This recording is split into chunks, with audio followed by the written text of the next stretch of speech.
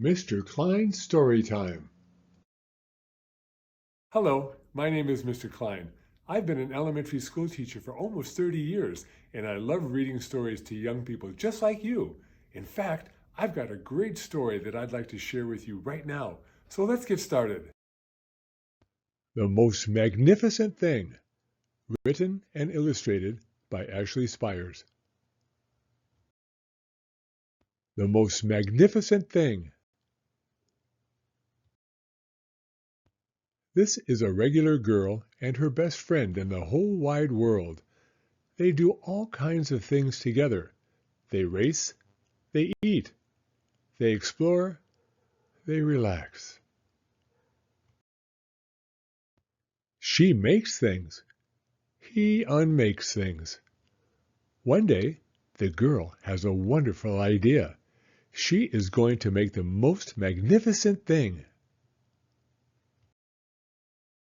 She knows just how it will look.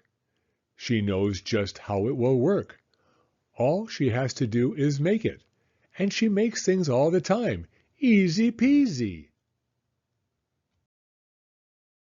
First, she hires an assistant.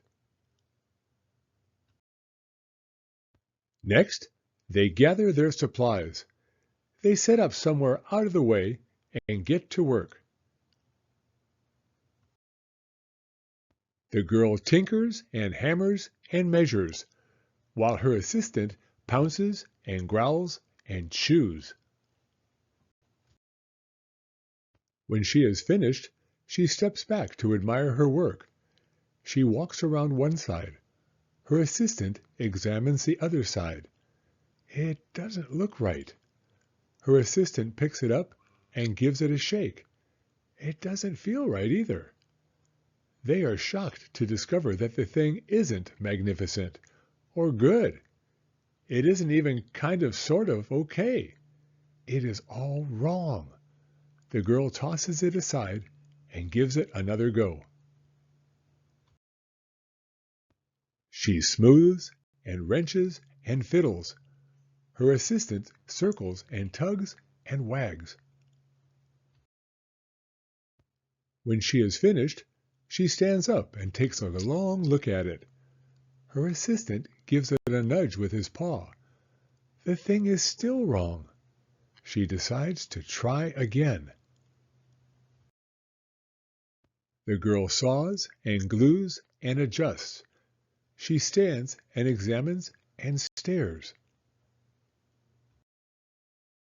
She twists and tweaks and fastens.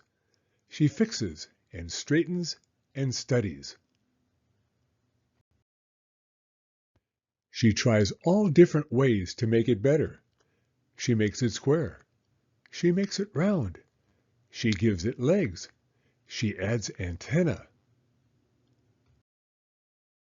She makes it fuzzy. She makes it long, short, rough, smooth, big, small. One even smells of stinky cheese. But none of them are magnificent. Her hard work attracts a few admirers, but they don't understand. They can't see the magnificent thing that she has in her mind. She gets mad. The angrier she gets, the faster she works. She smashes pieces into shape. She jams parts together. She pummels the little bits in. Her hands feel too big to work, and her brain is too full of all the not right things. If only the thing would just work. Crunch! The pain starts in her finger. It rushes up to her brain, and she explodes. It is not her finest moment. I'm no good at this. I quit. Her assistant suggests a walk. It's not much help at first.